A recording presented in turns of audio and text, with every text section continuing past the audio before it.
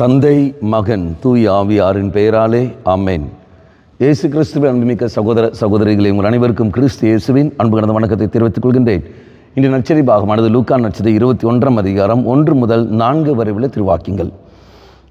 குறிப்பாக முதல் வாக்கியம், இயேசு நிமிர்ந்து பார்த்தபோது செல்வர்கள் தங்கள் காணிக்கைகளை காணிக்கை பெட்டிக்குள் போடுவதை கண்டார்.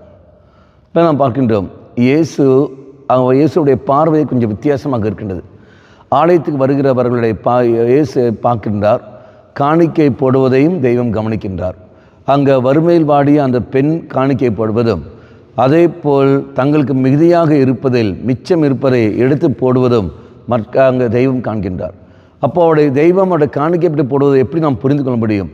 வருகின்ற மக்களுடைய மனநிலையை தெய்வம் புரிந்து கொள்வதை நாம் அங்கே பார்க்கின்றோம். எந்த எண்ணத்தில் அவர் கடந்து வருகிறார்கள், எந்த எண்ணத்தில் அவர்கள் காணிக்கை போடுகிறார்கள், செலுத்துகிறார்கள் என்பதை தெய்வம் அறிகின்றார். அப்படி என்றால் நாம் ஆலயத்துக்கு நாம் கடந்து வருகின்ற சமயத்தில் எந்த எண்ணத்தில் நாம் பலிப்பீடத்துக்கு நாம் கடந்து வருகின்றோம், எந்த எண்ணத்தில் நாம் காணிக்கை போடுகின்றோம், எந்த மனநிலையோடு நாம் வழிபாட்டில் நாம் பங்கெடுக்கின்றோம் என்பதெல்லாம் தெய்வம் அங்கு காண்கின்றார். நாம் பங்கெடுக்கின்றோம், ஆலயத்தில் நாம் பங்கெடுக்கின்றோம், வழிபாட்டில் பங்கெடுக்கின்றோம். நம்முடைய மனநிலையானது பலிப்பீடத்தை மையப்படுத்தியிருக்கின்றா, இயேசுவை மையப்படுத்தியிருக்கின்றதா, அல்லது வருகின்ற மக்கள் மீது நம்முடைய கவனம் செலுத்தி கொண்டிருக்கின்றோமா, அல்லது வழிபாடு நடத்துகின்ற அருத்தந்தர்கள் சரியில்லை, அல்லது பாடல் பாடுகிறவர்கள் சரியில்லை, அல்லது அவர்கள் சரியில்லை என்று சொல்லிக்கொண்டு நம்முடைய கவனத்தை சிதறி விட்டு கொண்டு நாம் செயல்பட்டுக்கின்றோமா? தெய்வம் அதெல்லாம் பார்த்து கொண்டு இருக்கின்றார். அன்பார்ந்தவர்களே, நம்முடைய மனநிலை எப்படி இருக்கின்றதோ அதுக்கேற்றபடி இதை தக்க பதிலும் அதுக்கான கிருபையும் தெய்வம் தருவதை நாம் பார்க்கின்றோம். இந்த காணிக்கைய பெண், இந்த வறுமையில் வாடி இந்த பெண், இவளுடைய மனநிலையை அறிந்து கொண்டு தெய்வம் என்ன செய்கின்றார்? அவளுக்கு அந்த கிருபையை கொடுப்பதை நாம் பார்க்கின்றோம்.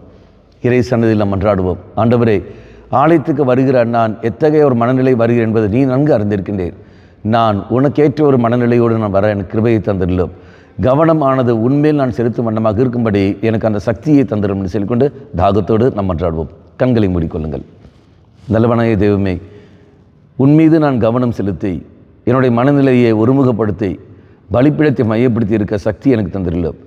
யார் எப்படி வந்தாலும், யார் எந்த நிலையில் இருந்தாலும், இதை நான் உன்னை மட்டுமே கவனம் செலுத்தி உன்னில் மட்டுமே என் மனதை இருத்தி கொண்டு வழிபாட்டில் பங்கு பெற எனக்கு சக்தியை தாரும். அம்மா மாதாவே, தெய்வ மாதாவே, எங்கள் மாதாவே, என் அன்னையே, விசேஷமாக எங்களுக்காக பரிந்து பேசும். ஆமேன். தந்தை, மகன், தூய ஆவியாரின் பெயராலே ஆமேன்.